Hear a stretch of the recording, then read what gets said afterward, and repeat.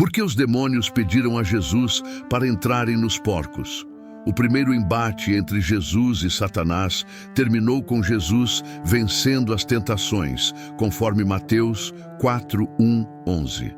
Ele continuou desafiando dois dos principais domínios de Satanás: o mundo espiritual, exercendo autoridade sobre os demônios, Mateus 8:28-34, e a doença, ao curar um paralítico, Mateus 9:1-8. Após acalmar a tempestade, Jesus e seus discípulos continuaram sua jornada pelo mar da Galileia. O próximo evento foca apenas em Jesus, sem mencionar os discípulos, como em Mateus 8:28-34. Ao chegar ao outro lado, na região dos Gerasenos, Jesus encontra dois homens possuídos por demônios que viviam entre as tumbas. Eles eram tão violentos que ninguém podia passar por ali.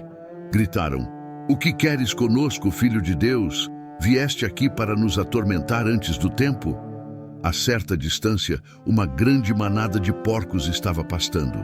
Os demônios imploraram a Jesus: "Se nos expulsas, envia-nos para os porcos." Ele lhes disse: "Vão." Eles saíram e entraram nos porcos, e toda a manada correu morro abaixo para o lago e se afogou nas águas. Os que cuidavam dos porcos fugiram para a cidade e contaram tudo, incluindo o que aconteceu com os homens possuídos. Então, toda a cidade veio ao encontro de Jesus, e ao vê-lo, pediram que ele saísse de sua região. Como de costume, deixe seu valoroso like missionário, se inscreva no canal, ative o sininho nos dando força na missão de levar conhecimento bíblico a cada lar que precisa do Senhor Jesus. E agora, vamos juntos mergulhar nas sagradas páginas da Palavra de Deus. Mateus nos direciona ainda mais a atenção para Jesus ao responder à pergunta perplexa: que tipo de homem é este? Jesus agora está na Decápolis, um território majoritariamente gentio, o que explica a presença dos porcos, um animal considerado impuro pelos judeus. Quando Jesus chega à região dos Gadarenos, dois homens possuídos por demônios, vindos das tumbas, o encontram. Em Marcos 5:1-20 e Lucas 8:26-39, é descrito como um homem possuído por um espírito imundo encontra Jesus saindo das tumbas. Esse homem vivia nas tumbas e ninguém conseguia dominá-lo, nem mesmo com correntes. Ele frequentemente era amarrado com correntes e grilhões, mas os quebrava e despedaçava. Ninguém tinha força para contê-lo. Dia e noite, ele gritava entre as tumbas e nas montanhas, machucando-se com pedras. Ao ver Jesus de longe, correu e se prostrou diante dele, gritando: "O que queres comigo, Jesus, Filho do Deus Altíssimo? Eu te imploro por Deus que não me atormentes." Jesus estava ordenando ao espírito imundo que saísse deste homem. Perguntando seu nome, o demônio respondeu: "Meu nome é Legião, porque somos muitos." Ele implorou insistentemente para não ser expulso daquela região. Havia uma grande manada de porcos pastando na encosta, e os demônios pediram a Jesus: "Envia-nos para os porcos, para que entremos neles." Jesus lhes deu permissão, e os espíritos imundos saíram e entraram nos porcos. A manada de cerca de 2.000 porcos desceu rapidamente a encosta em direção ao mar e se afogou. Os cuidadores dos porcos fugiram e contaram o que aconteceu na cidade e no campo. As pessoas foram ver o que havia acontecido.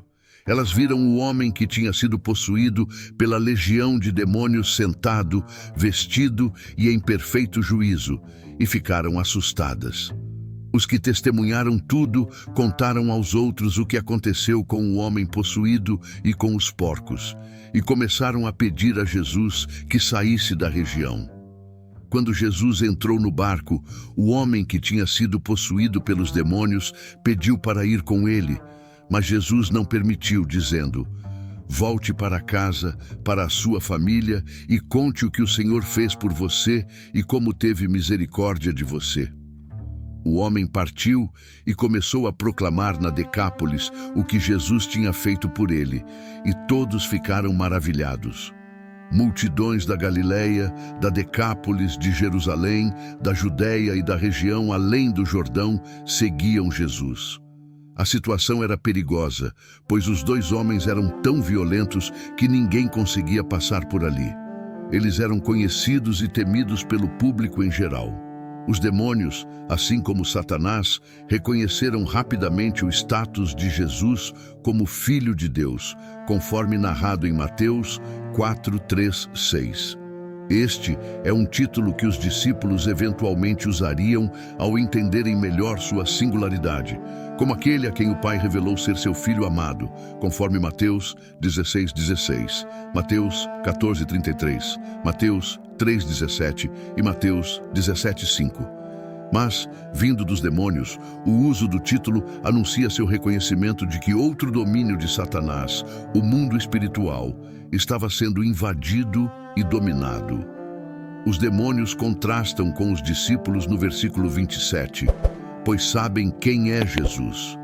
No entanto, apesar desse entendimento, continuam sendo demônios. Conhecer Jesus, mas odiá-lo, é demoníaco. A pergunta que os demônios fazem a Jesus pode ser tanto dura quanto gentil, dependendo do contexto. Em Marcos 1:24, é apresentada de maneira odiosa e com medo. O título Filho de Deus provavelmente deve ser entendido em seu sentido mais profundo. Os demônios reconhecem Jesus não apenas em termos de seu poder, mas também de sua pessoa. Ele era o Messias, o Filho de Deus. A segunda pergunta indica que as hostes demoníacas serão torturadas e rejeitadas eternamente, como em Judas 6.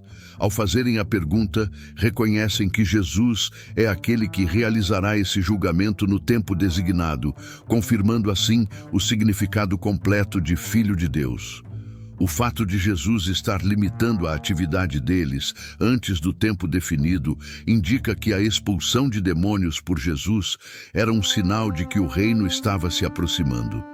Esses demônios parecem estar bem conscientes de um tempo predeterminado para o julgamento das tropas de Satanás.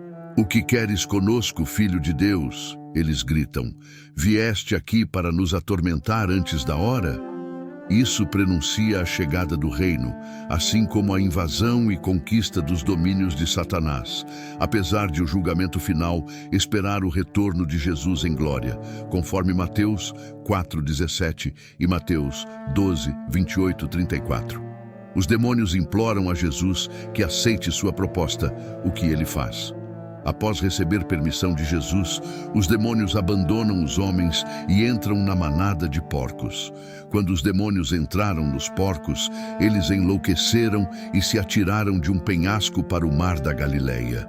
Ironicamente, a tentativa dos demônios de evitar o castigo eterno levou à destruição de seus hospedeiros terrenos. Jesus não tinha razão para não aceitar sua proposta, pois isso serviu aos seus objetivos. Primeiro, resultou na libertação dos homens dos demônios. Segundo, os porcos eram criaturas impuras, de acordo com a tradição judaica, portanto, um refúgio adequado e seguro para os demônios. Terceiro, aceitar a proposta deles não alterava o destino final dos demônios no dia do julgamento. Portanto, Jesus aceitou sua proposta, pois os demônios estavam essencialmente fazendo o trabalho de Jesus por ele. Mais importante ainda, Jesus não estava cometendo pecado ao aceitar a sugestão dos demônios.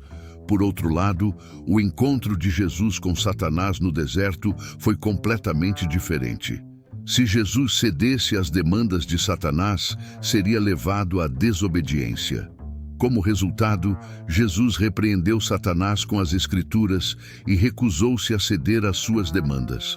Esta é a principal distinção entre os dois casos. A petição dos demônios em Mateus 8 não levou Jesus a pecar, enquanto as demandas de Satanás sobre Jesus estavam destinadas a levá-lo ao pecado. Os demônios imploram para serem enviados a uma manada de porcos próxima, o que não seria uma ideia desagradável para os judeus, que consideravam porcos e demônios da mesma ordem. Jesus advertiu seus discípulos para não lançarem pérolas aos porcos, como em Mateus 7,6. Segundo Pedro, os falsos mestres são pessoas que voltarão à sua natureza pagã, como em 2 Pedro 2,22. No entanto, como a margem leste do Mar da Galileia é uma área gentia, essa não era uma manada selvagem, mas porcos sendo criados para o mercado. Seus proprietários ficariam arrasados se perdessem essa enorme manada, que Marcos estima em cerca de 2.000, conforme Marcos 5,13. O pedido dos demônios para entrar nos porcos tem um propósito adicionalmente mortal. Os demônios são conhecidos por infligir dano e agonia à criação de Deus e fazem todo o possível para alimentar a hostilidade contra Jesus e sua invasão do domínio de Satanás, como em Mateus 17, 14 e 20. A destruição dos porcos leva os gentios da região a pedirem a Jesus que se retire, como em Mateus 8,34.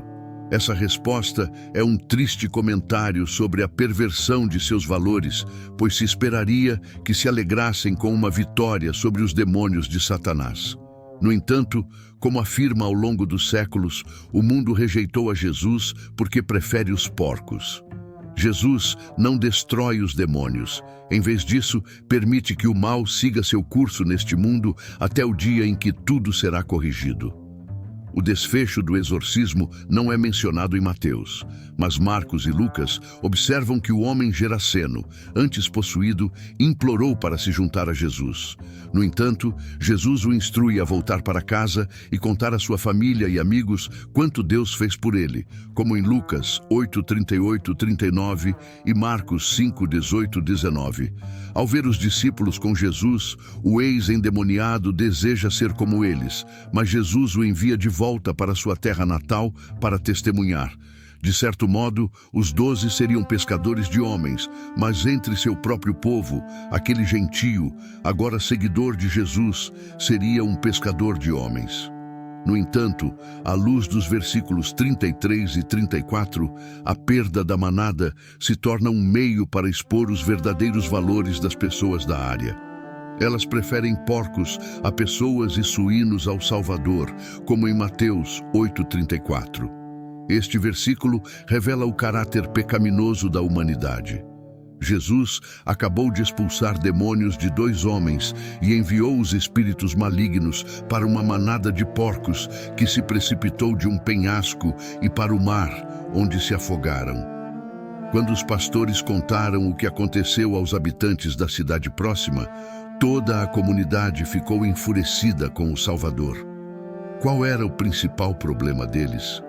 A possível queda na economia e a perda de negócios. Estavam mais preocupados com seu bem-estar econômico do que com sua saúde espiritual. Quando viram Jesus se aproximando da cidade, pediram que ele se retirasse. Infelizmente, somos culpados do mesmo erro. Nos acostumamos a viver com o pecado e não queremos pensar em Deus removendo-o, especialmente se isso significar a perda de prazeres ou renda. Mas se apegar ao pecado é uma das coisas mais tóxicas que podemos fazer. O final desta história é significativo em seu total significado. Mostra mais uma vez que o ministério de Jesus não se restringe aos judeus, mas prefigura a missão aos gentios. Também mostra que a oposição a Jesus não é exclusivamente judaica. Nesse sentido, confirma que os opositores em Mateus não são escolhidos com base na raça, mas de acordo com sua resposta a Jesus. A reflexão sobre nossa propensão ao pecado e a resistência a permitir que Deus o remova, especialmente se isso implicar a perda de prazeres ou renda, está profundamente fundamentada nas Escrituras. A Bíblia frequentemente aborda o conflito entre os desejos terrenos e a obediência a Deus. Em Mateus 6, 19 e 24, Jesus fala sobre a impossibilidade de servir a 2 senhores, enfatizando que não podemos servir tanto a Deus quanto às riquezas. Este ensinamento destaca a ideia de que a lealdade ao pecado e a busca por ganhos materiais podem nos afastar de Deus. A história dos Gadarenos, onde os habitantes preferem sua economia baseada em porcos a Jesus, ilustra um padrão recorrente nas Escrituras, onde as pessoas frequentemente escolhem interesses mundanos em detrimento do que é espiritualmente correto. Em Romanos 12, 1-2, Paulo exorta os cristãos a não se conformarem com o padrão deste mundo, mas a serem transformados pela renovação de suas mentes, para que possam discernir a vontade de Deus. Isso sugere que a resistência ao pecado e a transformação espiritual são fundamentais para a fé.